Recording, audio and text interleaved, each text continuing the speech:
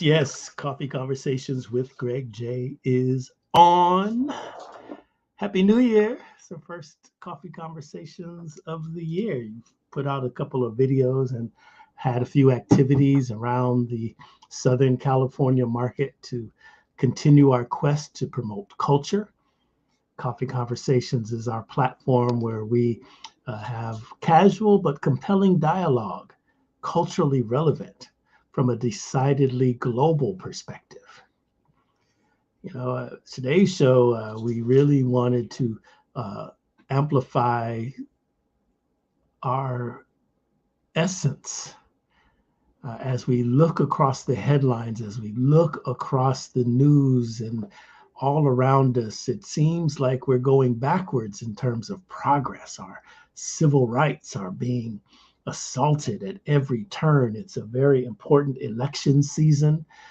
Folks, did the lady say that there has never been racism in America? She said that, didn't she? Folks around there believe in it too.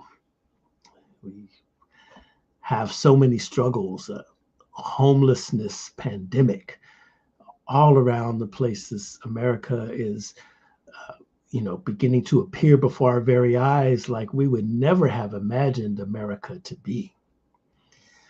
And so the question becomes, as we look across our history, where have we been and how have we won our rights? Stony the road we trod, bitter the chastening rod, but still we rise. And my estimation is that the Black church has been part of that, an essential ingredient to that, as we rise and stand against inequality that are so ingrained in the American mantra. Yeah, they say all men and women are created equal, but it's been rooted in slavery, Jim Crow, police brutality, redlining. The list goes on and on and on and on. And yet still we rise. We have success story after success story after success story. But those victories would not have been won were it not for the participation of the Black church. We just celebrated Dr. Martin Luther King. And, there he is, pastor coming out of Atlanta, Georgia, Montgomery, Alabama, leading the charge, speaking for the people, leading marches on Washington. So we will say, hey, the Black church has its place in the struggle. And in these alarming times, we begin to reflect. We want to know, what is the gospel of social justice in these strenuous times? So again, flipping through my Rolodex. I still have a Rolodex. Got my phone too. But flipping through my Rolodex and say, oh man, good time to kick off the year of Coffee Conversations with Greg J, with one of my good friends. I got a couple pastors. I like to call and reflect on spiritual matters from time to time, and we've done a few things together across the span of time in our communities. Very, very active in the community, and I think he's here now, ladies and gentlemen. Pastor Kelvin Sauls. There he is. Can you hear me? Jay, what's up, man? Happy New Year. Happy New Year. It's Thankful Thursday, Throwback Thursday, but I also call it Trusting Thursday, man. Yes, sir. Trusting Stop calling Thursday. Friday. You know, we have all different kinds of names for Thursday, right? Yes, But we do. I'm just glad to be hanging with you on this Thursday, my brother. Man, me too, you know. And so I was reflecting just before I pressed the go live button to say, wow, man, folks, if you're watching this, let's just pause and be thankful that you're even able to watch this today because Yeah, so Lord. many, whoo, let's say praise break. Man, man, man. Well, how you been doing there, Pastor? I mean, so much is going on in the world, and I know you have many points of advocacy. Before we jump into the substance of the matter, I do want to reflect with you and get your thoughts. I know that at one point you were the pastor of the Home United Methodist Church.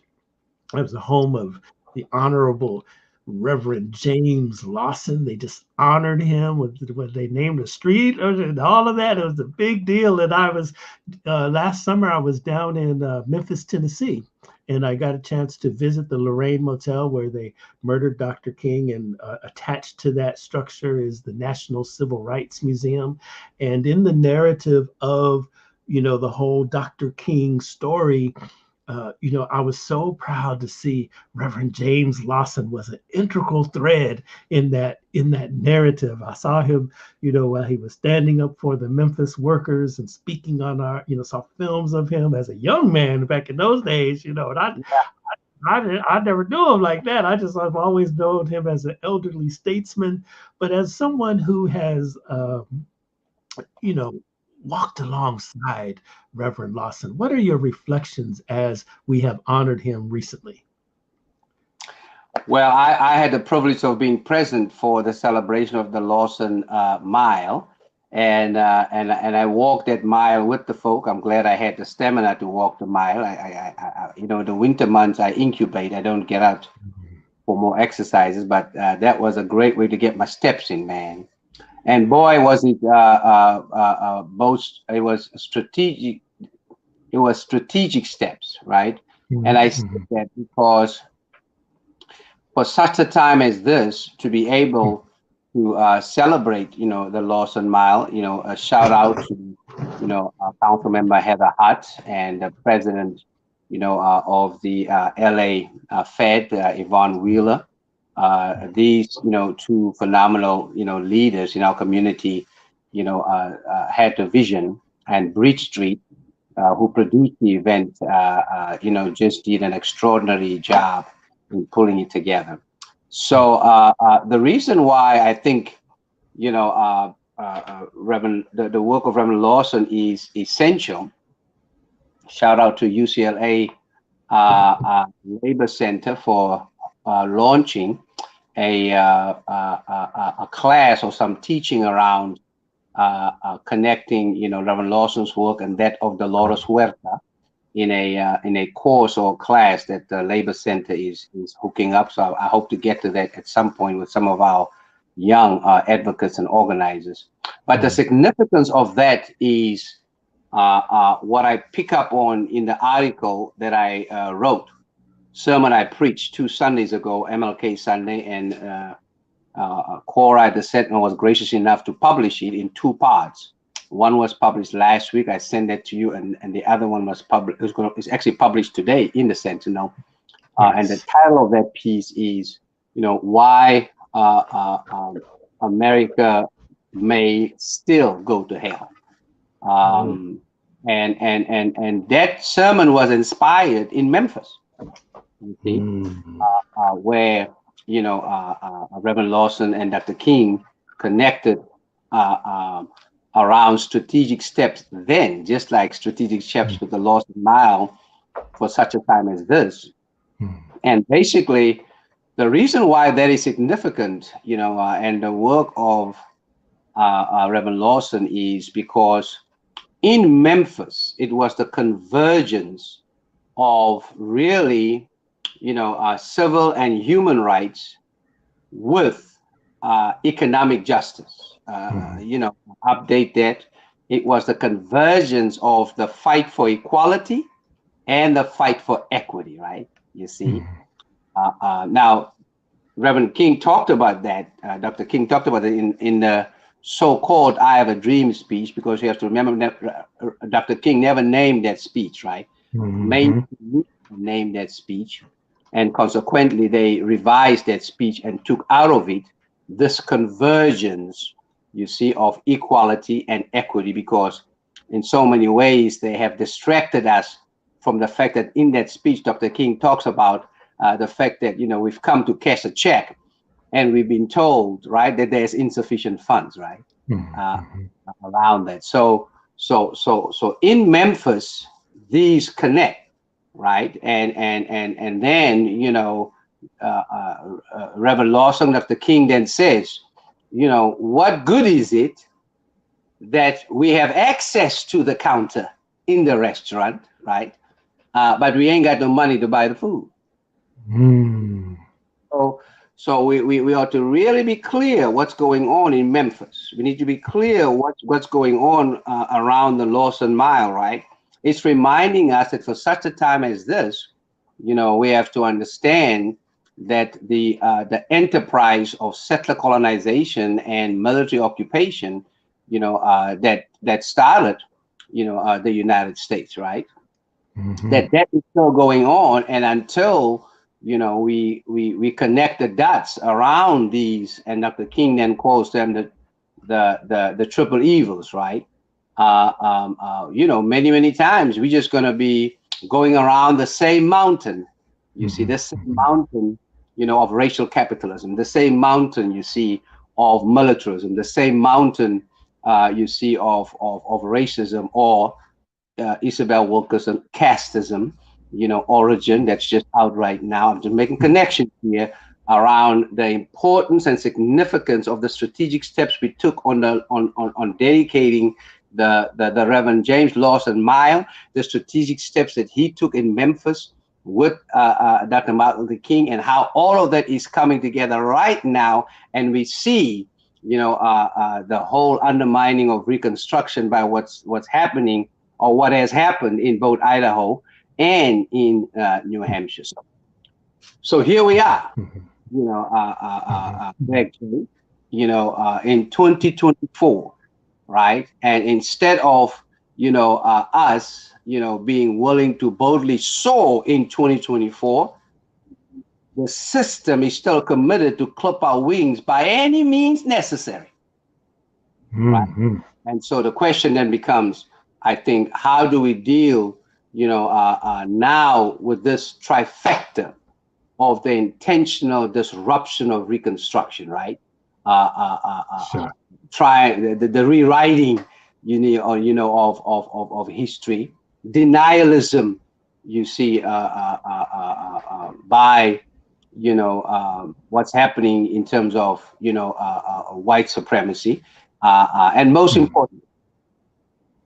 importantly, dealing with the blasphemy of WASP theology, white Anglo-Saxon Protestant theology, that in so many ways has justified the Holocaust with our, you know, First Nation siblings, you know, the Middle Passage, that human trafficking enterprise that took place across the Atlantic and the Indian Ocean, right?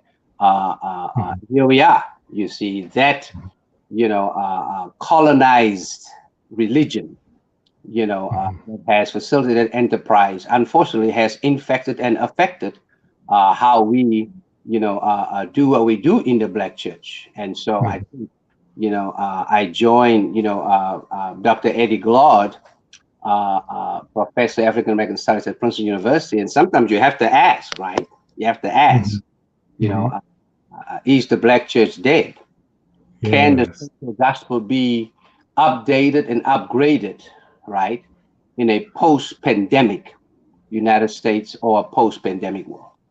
Well, let's dissect that point right there, because that is a question I wanted to ask. I mean, listen, churching is different now. You know, it's a whole new thing. You know, we The pandemic changed how folks even attend church, and then I think there's become a really increased, accelerated sense of apathy towards the church. But we need the Black church. The history shows that the Black church is essential, an essential ingredient to our struggle. Is the Black church dead? Well, I mean, I think it depends how you define the Black church, right? Mm. Find the Black church as a corporate, movement? Do you find the Black church by denomination? Do you define the Black church by, affiliation? Do you define the Black church by family? Do you define the Black church as individual, right? As one who subscribed to a Methodism that is both Pan-African and that subscribes to liberation theology. We have a hymn, in Methodism that talks about I'm the church, you are the church is not a building, right? You see, I think what we have to ask ourselves really is, is the Black church dead on all of those levels? So it begs for a multidimensional conversation, but I think, corporately speaking, if it's the church of Jesus Christ, it cannot be dead. Upon this rock I will build my church, and the gates of hell, right, will not, tear it down. So if any aspect of church or Black church is dead, it ain't. A church that connects with the liberative and emancipatory Jesus Christ, right? That Jesus of Isaiah 58, that Jesus of Luke chapter 4, 18 to 20, that Jesus, right? Of the one who goes into the temple and basically seeks to liberate the temple, from capitalistic, tendencies and exploitive tendencies, right? In terms of that, one could argue that in so many ways, that a church that was about the gospel of liberation and social justice, right? In the king cone, I would even put in that tutu line of work. There are many, of course, are down with that.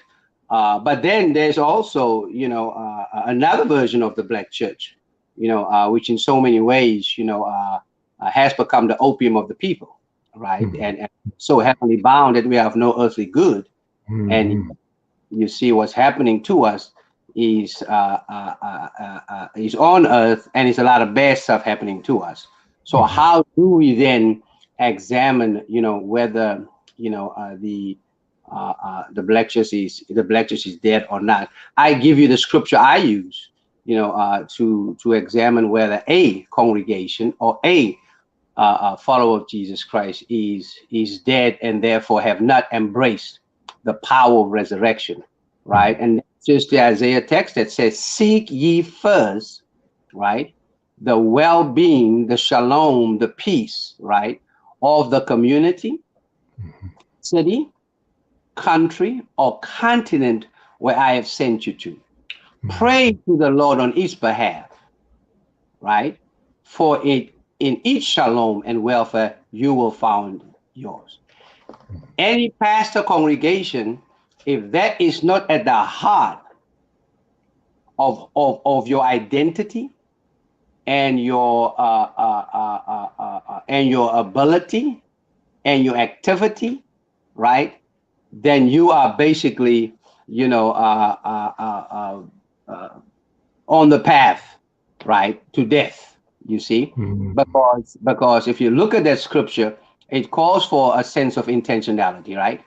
It calls for a sense of mutuality, right? And it also calls for a sense of intercessory, around how we connect and relate with our communities. We cannot have folk, being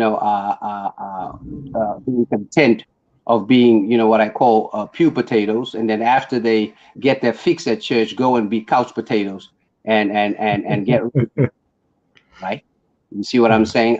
That is spectator, right, Christianity. You got to put some skin in the game, get in the game, because that's where Jesus is. Jesus is in the game, and he did that 2,000 years ago.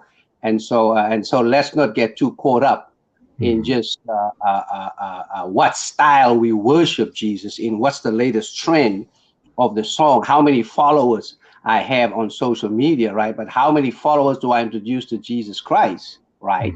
And let us really balance, the worship of Jesus with the fellowship of Jesus. After all, that's what he's saying, right? Follow me, and that's a powerful expression of worship.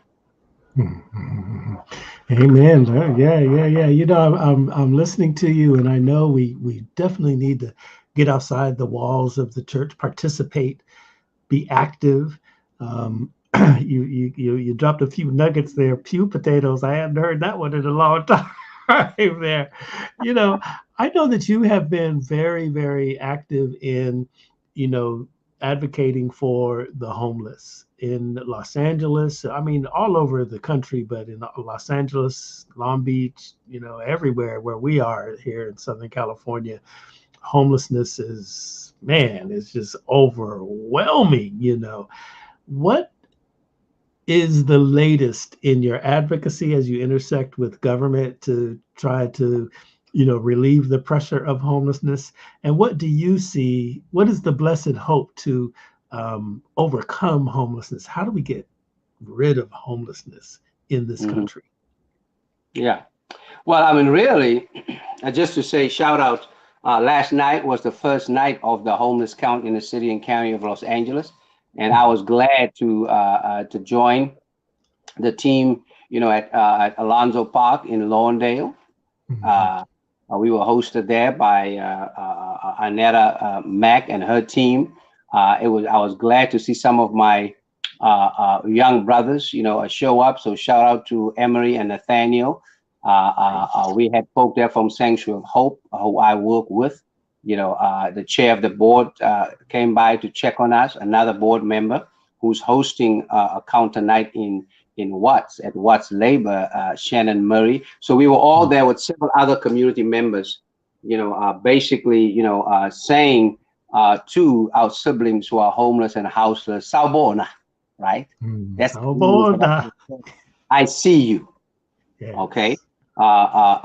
We counting because you count, right? And it's important for us to see you, and that was part of the instructions, right? Don't interact. It's a sight count, it's a Sawubona count, right? So I said to them, we want to see, people's humanity. I had a cap on that says #hope, right? And that's a cap from the LA South Chamber of Commerce, #hope. And I said, I'm wearing this cap tonight because us going out, to say we count because our siblings on the street count is to let them know you might be homeless, but you're not hopeless. So we are signs of hope, right? But not just that, it is about not the quantity, but the quality, as well as the humanity of those whom we count. And that comes with responsibility and accountability, which is the responsibility of LASA leading the charge with all of us, right? As that city and county agency, that does that. I had the privilege of being appointed, by Mayor Eric Garcetti, and then kept on by Mayor Bass. So I served on that commission, that LASA commission, for 10 years. And that was just a privilege, around that. And during our time there, I was clear. Homelessness is a moral crisis that cannot be managed. Homelessness is a moral crisis that needs to be disrupted and destroyed.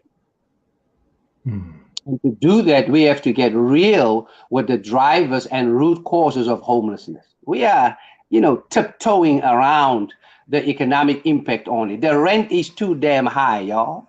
Yes. People are being underpaid. Folk need a living wage. You see what I'm saying? In terms of that. And so how do we look at, not just dealing with the symptoms, right? But really get to the drivers. And how do we, as I said when I was at LASA Commission meetings, the room that we're sitting in now, the room that is your office ought to be the biggest room for improvement, because we are in the business of upliftment, right? You see, then it's uplifting the lives of those, who are going. Now, Mayor Bass came, state of emergency was declared, safe inside, is there. But, this struggle continues. And so I'm glad to work with several, faith communities, faith collaboratives, as well as congregations, around how we rethink and reset, who we are and what we do, so that we can, be about that hope that we declare, be about that love that we preach and sing about, right? And to see, how we can facilitate that. I believe that the faith community is the sleeping giant in this. There is awakening taking place because our faith is a mandate. Our faith is a mandate to do something around this challenge of homelessness. Why? Because the person that we raise our hands to worship, the very person that we say we want to follow, was homeless. There was no room in the inn. So any congregation, any pastor that's a follower of Jesus Christ who ain't doing nothing about homelessness, shame on you. Right? Then your worship, see, is an exercise in futility. Right? How can you follow a Jesus who experienced homelessness and you ain't doing nothing about homelessness? Yes, you can't do everything, but doggone it, do something. See, and one knows that because we maintain buildings where we worship this Jesus who used to be homeless, that stands empty most days of the week, and folk are sleeping outside. My God, is the black church dead? When we close our doors, right, of our so-called sacred spaces, and our sisters and brothers who are sacred in God's sight, whatever you do to the least of these, you do unto me, right? Are outside. How dare we? You see what I'm saying? And so that's the state that we are in. We got to get serious about this.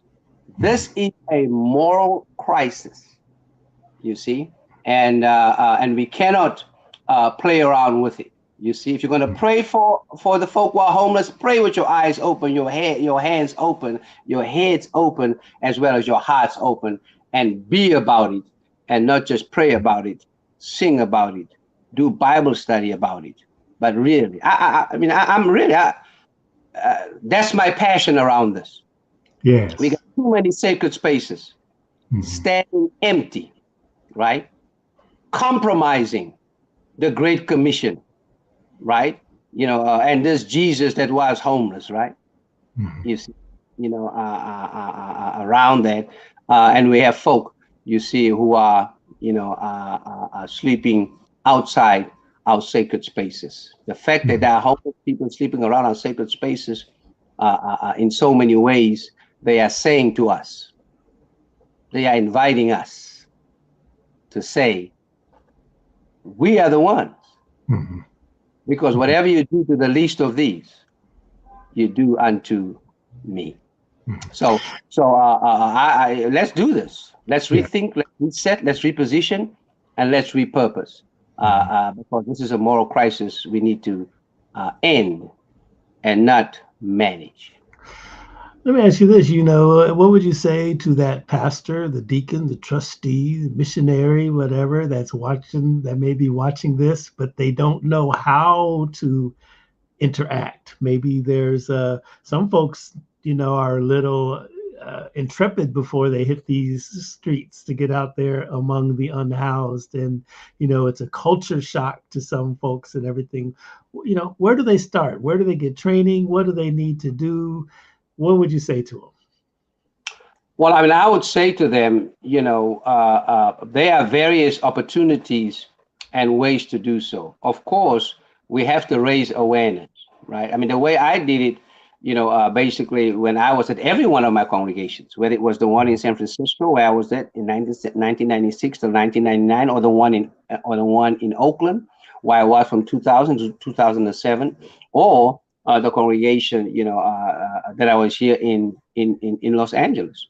It just helped people, one, connect the pulpit with the pew and the pavement, right? We let our message and the meaning of our message end, or just go on between the pulpit and the pew, and it never reaches the pavement.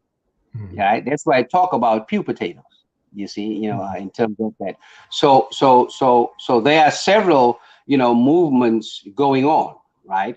We have in the county, a movement called, the Faith Collaborative to End Homelessness, which is very much interfaith. You see, around how do we raise awareness. That group right now is doing various workshops. 2 of them are taking place this week. One took place yesterday. One is taking place tomorrow. And I can get that, info to people. You can you have my email address. Just put my email address in your chat. That's one way, right? Just go and really raise one's awareness, around. That's one way that's going on. Pastor Shep Crawford, last year started what he called the Apology Tour. And the Apology Tour is basically a tour that really inviting congregations outside, right? Their gated congregational communities, right? And I say that, meaningfully, because we get out of our car and rush into the sanctuary, right? We don't even look at the neighbors, right? And then we, get all Holy Ghost filled, and then we rush out of the building into our cars, you see, to get out of the neighborhood. You see what I'm saying? That's why your church is being broken into, because you don't connect with the neighborhood. You see, that's not part of the neighborhood, safety over there, because you see. So the Apology Tour is basically, how do we invite folk out of our congregations, really take a disposition of humility and say to the community, we want to apologize for ignoring you. We want to apologize for not seeing you. We want to apologize for not connecting with you. We want to apologize, for not living up to that scripture that says, seek the welfare of the community that I've sent you to. So the church is ECM Church. The pastor is Pastor Shep Crawford.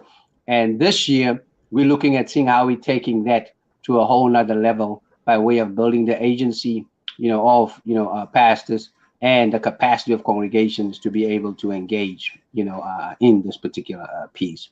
LASA, when I was there, we were able to create the opportunity for how do LASA effectively, creatively, and intentionally connect with faith communities. So right now we have faith liaisons for each spot, right?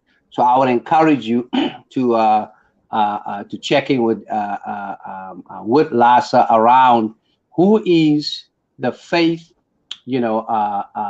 coordinator or liaison for your SPA. And SPA stands for Service Planning Area, which is a county, term. There are, I believe, 8 SPAs, that we have.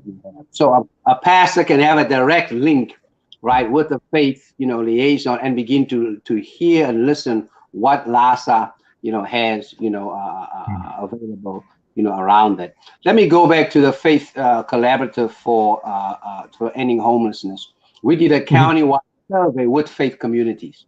You see, around, what are the assets? What are people's understanding around that? And that, yielded, several priorities. Well, shout out to Grace and the folk at, Communities in Motion for working with that, for us. That inspired, these SPA-based capacity building workshops for faith, communities that's taking place. And then we can get that information, Greg, to you around, around that. So there are, a lot of that. We all did advocacy work, right? You need to get H and HHH pass, right? You see, we talked about the lack of provision. H and HHH made the provision, right? And we now need a vision that will continue to connect with the provision so we can get into the right direction to get to the destination. Come on, somebody. See what I mean? In terms So of you're that. saying LASA, explain to the people what that acronym means. So LASA stands for Los Angeles County Housing Services Authority. And that is the commission, a joint commission between the city and the county of Los Angeles, with commissions appointed by supervisors and the mayor that really, work around how do we provide, services of dignity and quality, to those who are experiencing homelessness, houselessness. But not just that, but also to engage in the prevention of it. Again, not just the management of it. So for me, LASA's charge, right, is prevention, intervention, and elimination, right? Okay, you see, that's a positive trifecta. You see that they are charged with, in terms of this. LASA, of course, has a new CEO, in terms of Dr. Adams Cullum, that's leading the charge there, around that, and she is, a woman of faith, around this. Several other initiatives is going on. Shout out to the Los Angeles Metro Churches, under the leadership of Cheryl Branch. She's doing some work. And then we have so many agencies that are doing extraordinary work around the prevention, intervention, and elimination of homelessness, whether it is What's Labor, right? Whether it is, the initiative out of McCarthy Church with Pastor Anderson, whether it is, the work that Hopix, right, is doing, in South LA, but again, there's a lot going on, but not enough. But most of all, there's too much going on in silos, and the time has come and is now that we connect the dots. You see, think outside the box, because in the end, it is about the humanity of our sisters and brothers who die in the numbers of 2 to 3 every night. You see, because they are homeless or houseless and living on the streets, while thousands of sanctuaries are standing empty at night. Mary is here from South Africa here. She's saying it's a great challenge. Currently, homelessness people are being exploited. Human rights are being violated. City buildings are being hijacked. And unimaginable things are happening to women and children. I know that's your folks right there, Mary, hitting us up all the way from the motherland. That's not just my folks. That's my sister in my hometown. Lord have mercy. It's the South connecting with the South. As you know, I live at the intersection of South Los Angeles and South Africa, my brother. That's a good example of it in the transnational work that I'm doing. And Mary is part of our movement in South Africa that we are working on with the organization that I co-founded there, Beloved Community Coalition, and she is a OBGYN at the largest trauma hospital in Southern Africa, Baragwanath, or Chris Hani Baragwanath in Soweto. So big ups and shout out to my sister from the South. Yeah. Yes. There we go again, building bridges of music, arts, culture, social justice with Africa and African Americans. That's our mission around here. Hannibal Media Group, Coffee Conversations with Greg J. It's really, really something. We were together.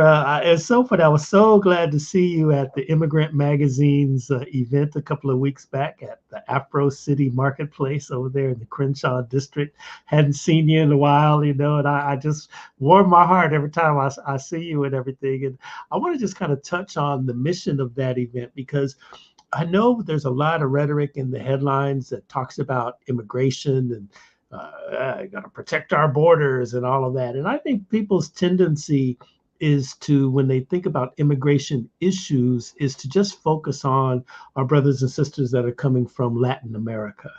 But talk about the immigration issues that face our Black brothers and sisters coming from the continent, because they got a situation, trying to get into the country. Yeah, yeah. No, you're right about that. Again, while I was in Oakland, I had the privilege to bridge across difference. When we brought together Black immigrants and African Americans to really, have a deep conversation about the whole piece concerning immigration and migration. Right? Migration is an integral part of the African American experience, whether it is the Middle Passage or people going northward or westward. Isabel Wilkinson captures that of the people. You see, in terms of that, and you see, we have to look at it, Greg, from the glacier that moves, the movement of people, right? Glacier is very important that people get this, is settler colonization and military occupation. You see, that's how we got here, right? You see, that's what's still happening on the continent, around this. The Color Purple, there are three movies I encourage folk to go and see. I'm trying to get my hands in the camera. One of them, the Color Purple, because the Color Purple brings together, right? What happens, around colonization on the continent and what happens here around occupation of African Americans during, of course, human trafficking, enslavement, and then also Jim Crow around it. And really, Alice Walker brings these two worlds together in a profoundly powerful way. You see, we ought not to miss that. That's the connection for us. We ought to understand that the system in place that messed us up, that brought us here, messed us up on the continent, brought us here and continue to mess us up, right? It's the same system that continues to mess us up, and it manifests itself in various ways. For me in South Africa, it was, the ideology and the theology of apartheid. So that movie, I think, helps, with making that. And so we were able to do that, and hence the birth, of the Black Alliance for Just Immigration, right? The organization I co-founded with Reverend Lawson's younger brother, Reverend Phil Lawson, in the Bay Area. You see, in terms of that, Nana Jumphy and the team are doing an extraordinary work. You see, just continuing, to live in that tension, of how do we as Black people understand, what happens to Black, migrants and our sisters and brothers, is part of the slogan that I coined when we launched Baji. And that is that our agenda in the immigrant rights movement is not to replace the civil human rights movement, you see, but to connect with it, collaborate with it, so that we can eventually realize a global human rights movement. You see, around that. So it's not just about who's taking whose jobs, right? It's who's moving an entire industry, right, somewhere else and disenfranchise us to go and exploit other folk. And that exploitation then facilitates the movement of people because of the destructive tentacles of racial capitalism that knows no borders. Come on, somebody. So it's okay for me to bring the goods from the South, but not the people from the South. Come on now, that's hypocrisy, right there. But that's how empire functions, you see. Sure. And so it's important that we just kind of get to know one another's stories and understand, you see, the glacier that moves all of this. Come on now. Caste, origin, Isabel Wilkinson, Ava DuVernay, that's in the movies right now. I encourage everybody, if you are still confused about the tension between, African or Black immigrants, and African Americans, go and see caste, and you realize that the same system that did our brothers and sisters wrong in the Caribbean is the same system that do us wrong here. The same system that did our brothers and sisters wrong on the continent is the same. France just left Niger. You see what I'm saying? Yes. Right? And we are still in the fight over here. So Lord knows we ought to defy the #1 strategy of empire, which is deception and division and therefore destruction. And so that's I think those movies help me to invite people into a renewed consciousness, right? And not just take things at face value. Let's dig a little deeper, you see, into the fact that it's not about a job, it's about an industry, right? You see, that's being moved around. You see, around. And the other movie I want to encourage folks to watch is American Fiction. You see, American. I went to see it last night. It was nominated, just like folk from Color Purple will be nominated, and folk from Origin will be nominated, right? These are movies that get to truth. Perception, right? They get the truth in a culture where people have been intoxicated by lies. You see, and last I checked, Scripture says you will know the truth, and the truth will set you free. Sure. You see what I'm saying in terms of that? So, so I just encourage us. There are several organizations. Let me say this last thing. I have the privilege of working with the folk at the Immigrant Magazine, and we right now are part of the whole movement around, stop the hate, against Black immigrants and Asians. And I say to folk, we cannot stop the hate against anybody unless we stop the hate against our First Nations, right? Okay, and we stop the hate against African Americans. You see what I'm saying? Because prior to 1619, the focus was on the extermination. See, all settler colonialism of the First Nations. You see, I don't say Native Americans, I say the First Nations, because they never consider themselves American. That's a term foisted upon them by colonizers, right? You see what I'm saying? So as we talk about, and we are part of the Stop the Hate camp, Stop the Hate against Black immigrants here in California, it's important for us to understand that if we want to stop the hate against Black immigrants, we must join forces with stopping the hate against African Americans.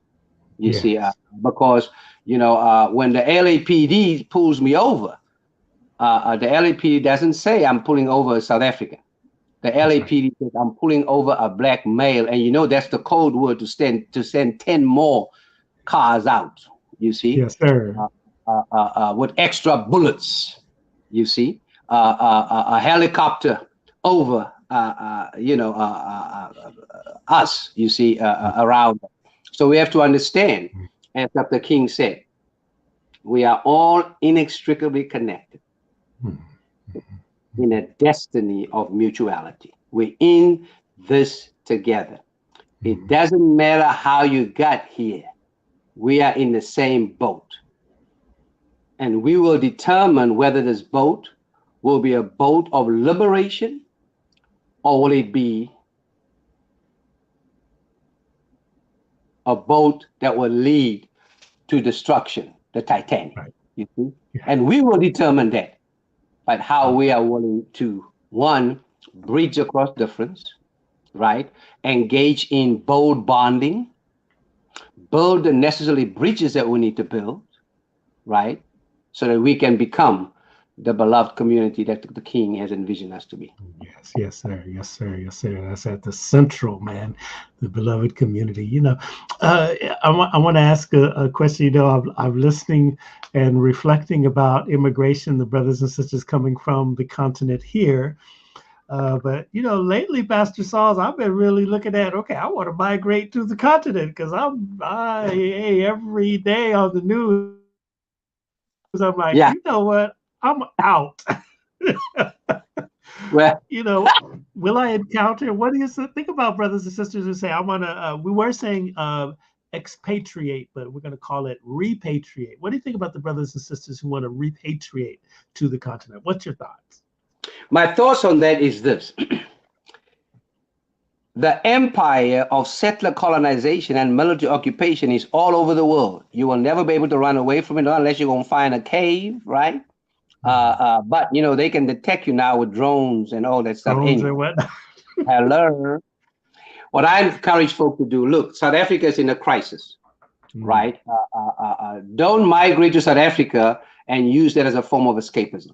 We need you, if you come to South Africa, to join the struggle for our complete liberation there, because right now we are under occupation, in so many ways because of the social-political condition in South Africa, how democracy has been mismanaged there, by the current government. In so many ways, they act like a regime, right? Who are in so many ways following the same principles, that apartheid follow in terms of deception, division, and destruction, right? That's why South Africa is the most unequal country in the world. So don't come to South Africa if you ain't willing to get into the struggle. Just like I say to immigrants, right? You may have left a war-torn country. You may have come from a refugee camp, but you know what? Seek your citizenship in the United States, but let it be a prophetic citizenship. Would you join the struggle to see, how we can continue to let this become a more perfect union, if it can be that, given what's happening right now. You see what I'm saying? Right? So I say to folk, I have people who say to me, well, Pastor Sauls, you have a country that you can call home. We don't. My word to you is, you have a continent that you can call home, a continent that's in crisis right now. Still has the best and biggest potential in the entire world, even with its, corrupt leaders in some of these countries. But there are some leaders, you see, that are working very hard to do, the right thing. What I say to African Americans, you got 54 countries you can choose from. If you don't want to do your DNA to find out where you're from, just choose a country. Study its history. Understand its social-political challenges, its potential, its opportunities, and say, this is going to be my country. You travel there, right? And when you travel there, travel with a conscience. Don't travel like an ugly American. Lord have mercy. Man. Because we've been infected and unaffected by that, right? Yes. Passion that we hold. You see what I'm saying? So I say you got 54 countries, right? Choose which one, right? Organize yourself around it and see how we can engage in transnational emancipatory and liberatory work from here, where we are in the belly of the beast. Come on, somebody. You see? Because it is the destructive tentacles, right, of U.S. foreign policy, you see, that continues to see how it can paralyze countries on the continent, in Central and South America, and in the Caribbean. To be clear about that, you see, then we have to understand that these tentacles of the U.S. foreign policy are the very same tentacles, pointed towards, deployed towards communities of color, or Black communities specifically in the United States. There's the connection. You can't run from South LA to South Africa and think you've reached paradise. Amen. My country's a beautiful country. I love you've been there. Yes. I mean, I tell people, now you know why the colonizer didn't want to go. And in fact, some of them still have outposts there right now that is seeking to undermine, the most progressive, democracies and constitutions in the world, around there. What I'm saying is, be a both and. Yes. Right? You see, but either way you're going to go, the invitation is, let us become a soul force, in the words of Dr. Martin Luther King Jr. Whether you are in South LA, right? I did the homeless count last week. Tomorrow night, I'm going to be on a phone call with people dealing with homelessness in Cape Town, South Africa. Wow. See what I'm saying? Because that's going down there. You Yeah. see, Yeah. we're working here with ceasefire around gang violence, around the issue of drugs, and guns, right? Same thing in South Africa right now. The triple, the triple, paralyzing, issues in South Africa: gangs, guns, and drugs. See what I'm saying?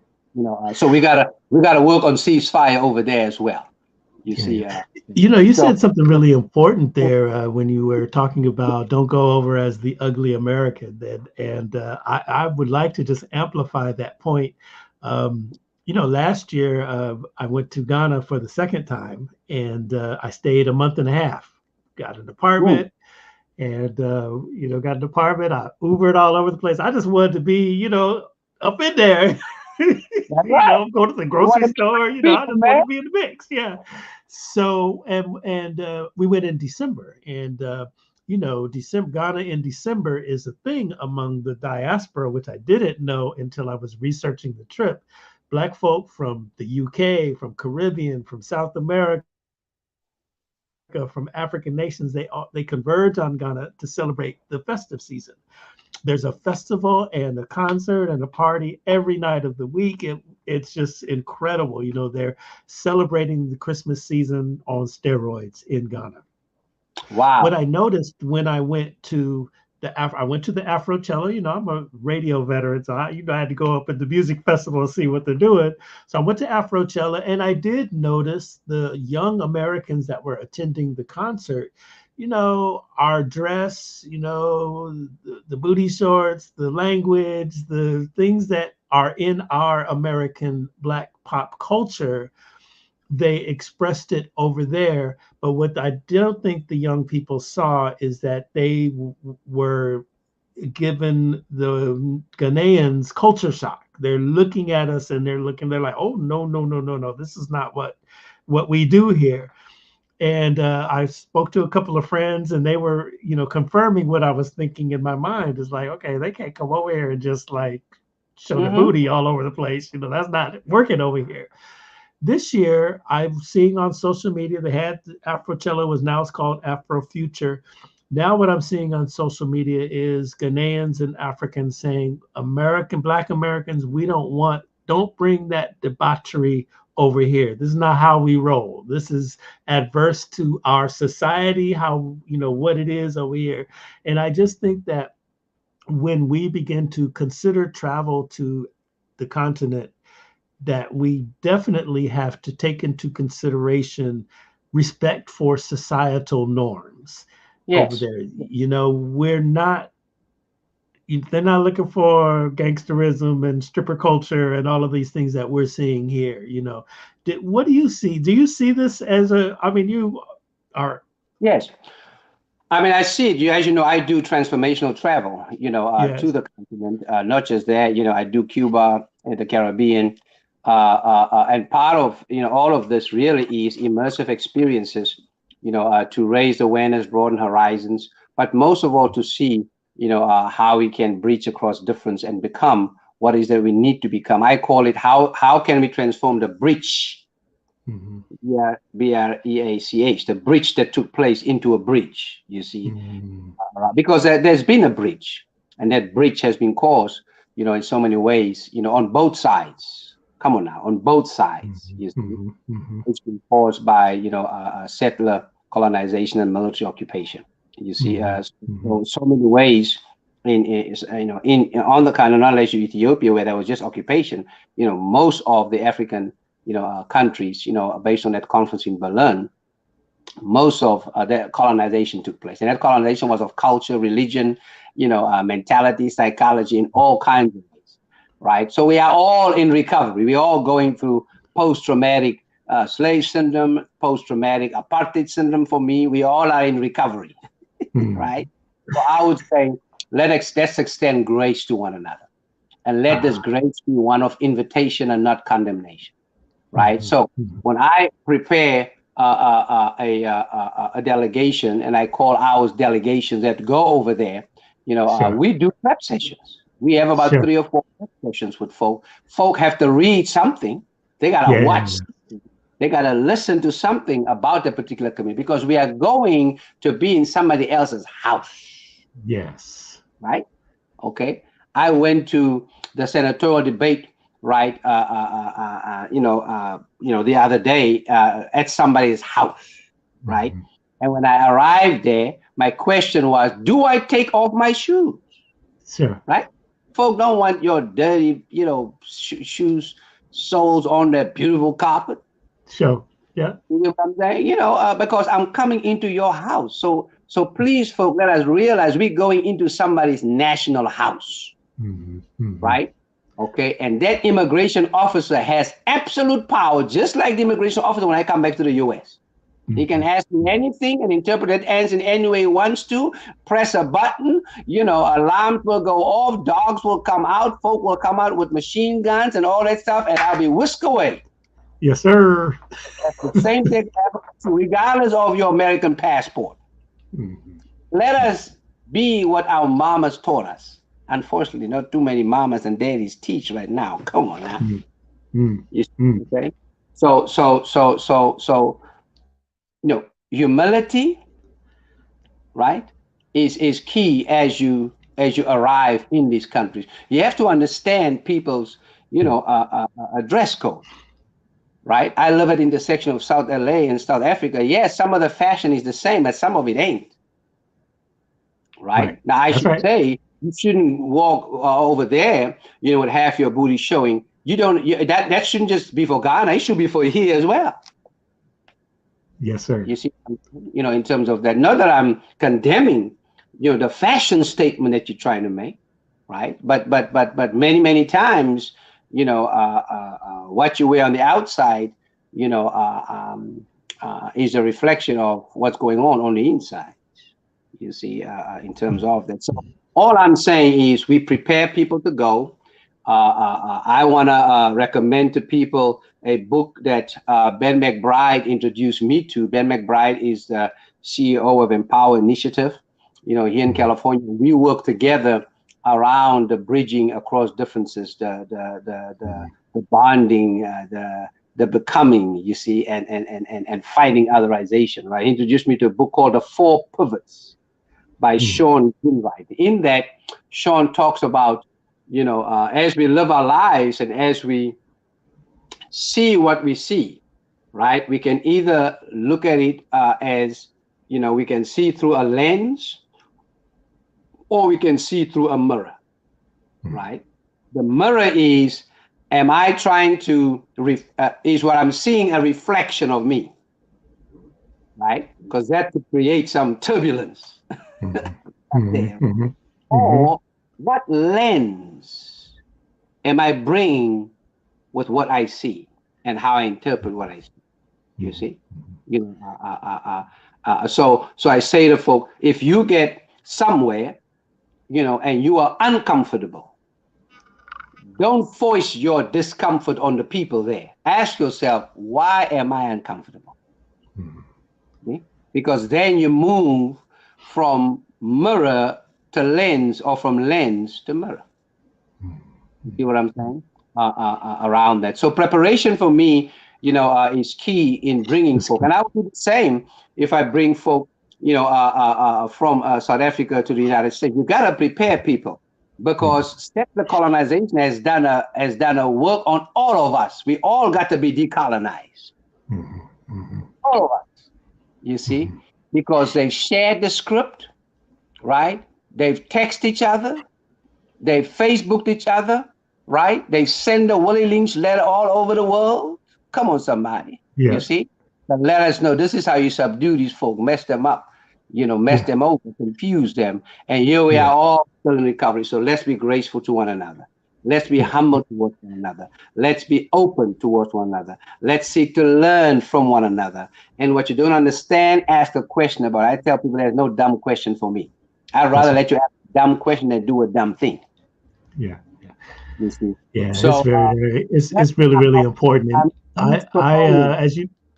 I'm a huge proponent, of African Americans, you see, traveling so that we can both raise awareness and raise consciousness, because it will help us, transform the breach into a boom.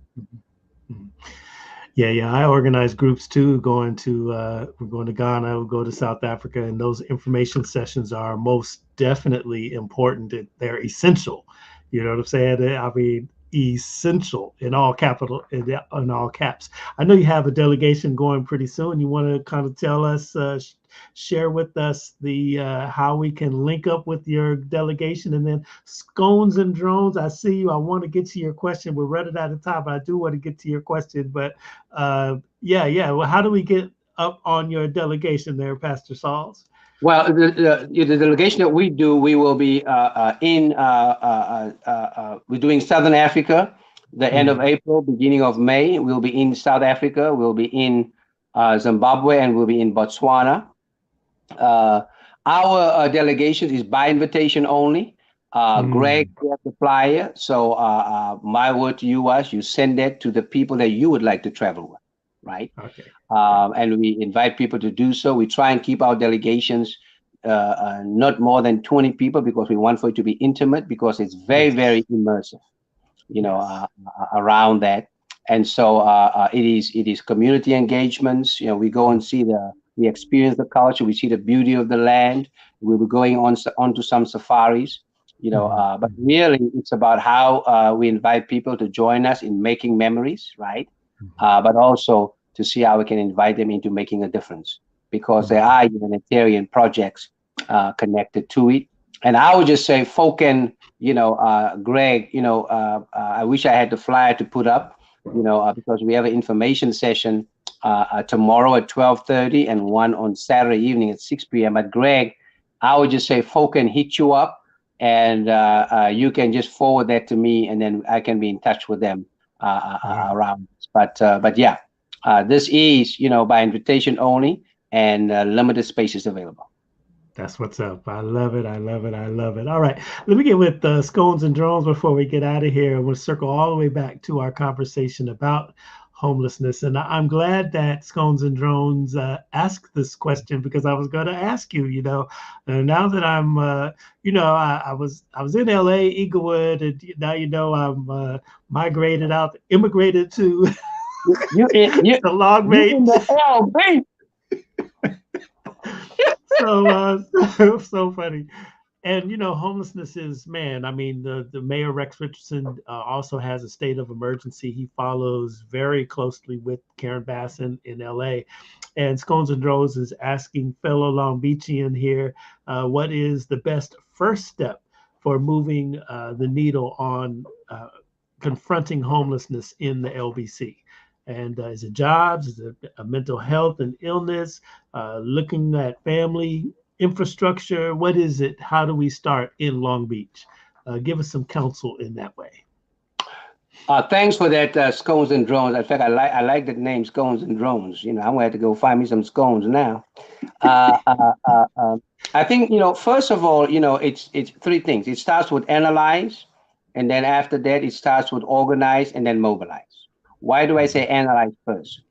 Because you see, the questions you ask about why this crisis is what's going to lead you to what you need to organize and mobilize, or how you need to organize and mobilize, or who you need to organize and mobilize. You see, to that analysis, I would say, bring a disposition of prevention. We have to get to the bottom of the drivers. Right? Otherwise, we are just dealing with symptoms, and we're not dealing with the root causes, right? And in these root causes, it's multidimensional. That's why there has to be multidimensional resolutions and solutions for it.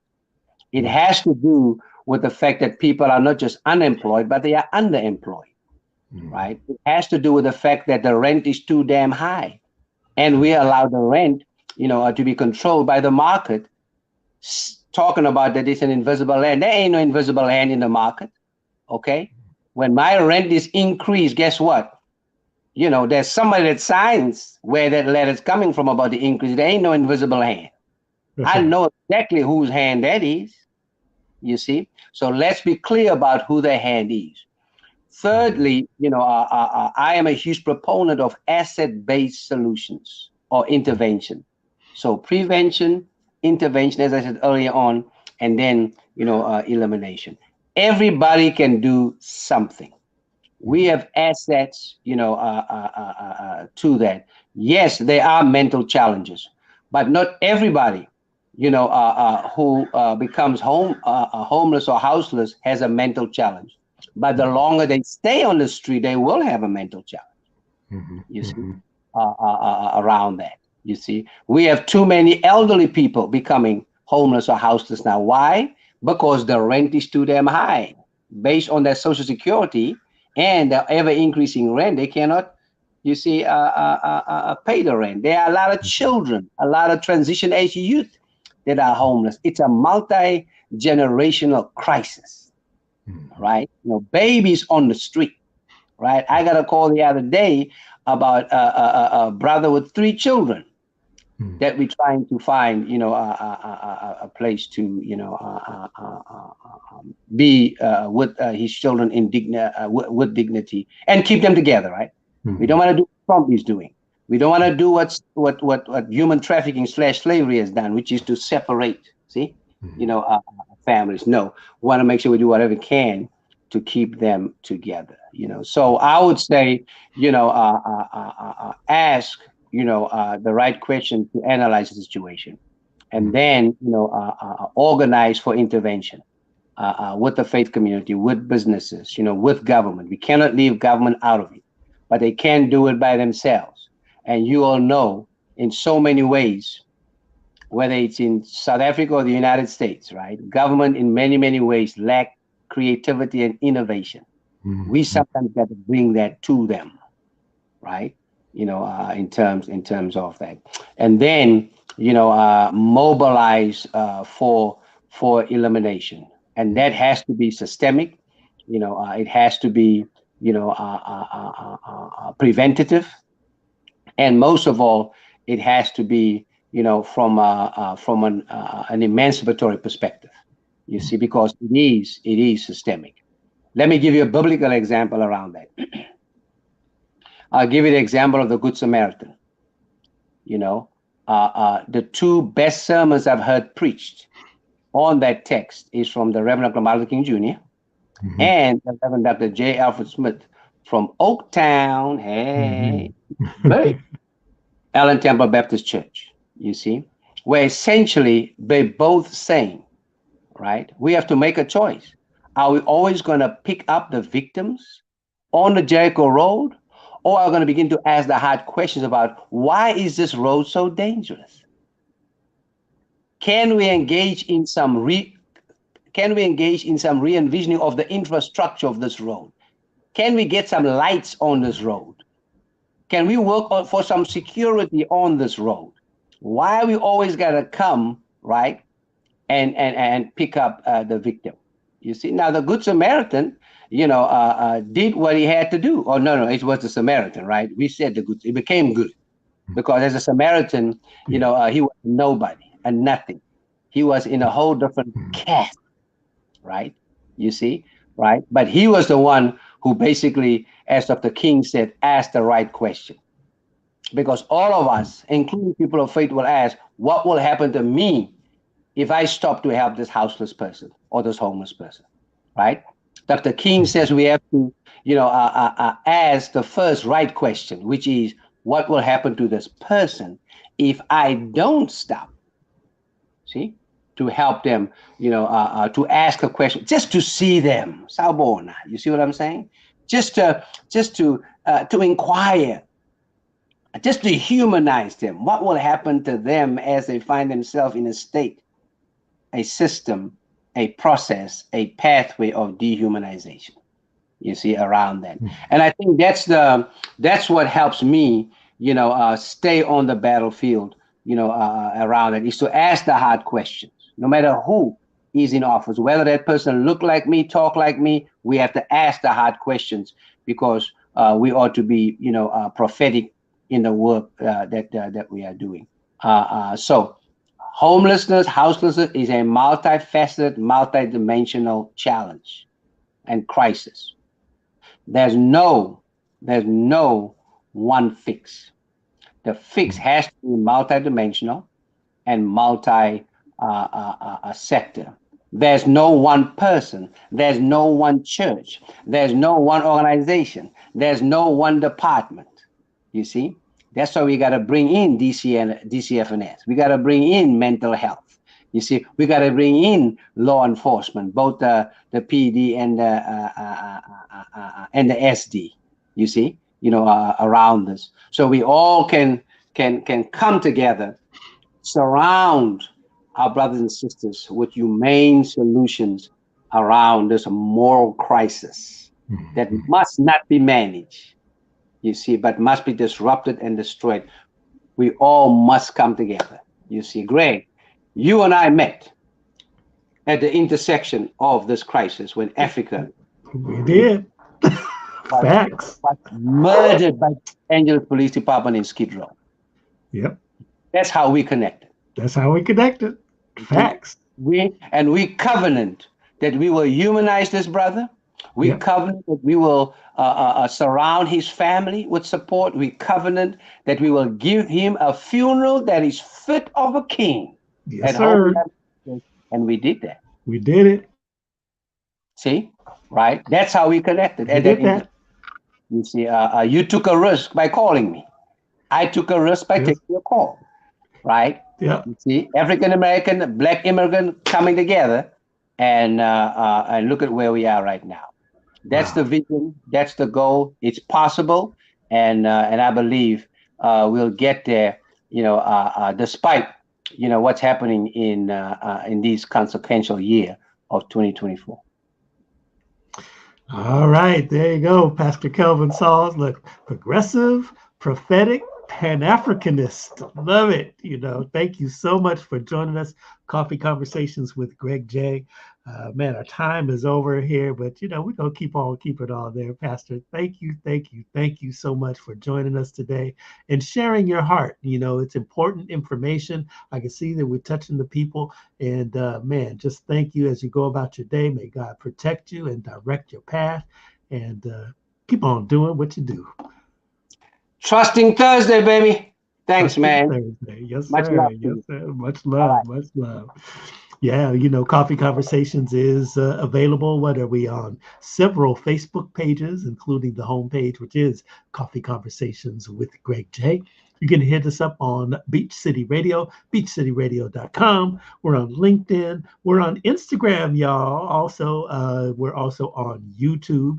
And there on YouTube, please like and subscribe to that channel. We're trying to up our YouTube game, and brand new is live over there on Instagram, and that's really, really great. We also repurpose our audio to go on podcast, and wherever you get your favorite podcast, just type in Coffee Conversations with Greg J. You can find us on Spotify, iHeart, Google, wherever, Spreaker, wherever, just say Coffee Conversations with Greg J, and you can listen to the audio on your digital device, in your car, whatever you need to do. All right, y'all. Remember, love one another. Love one another. Love one another. Peace and blessings.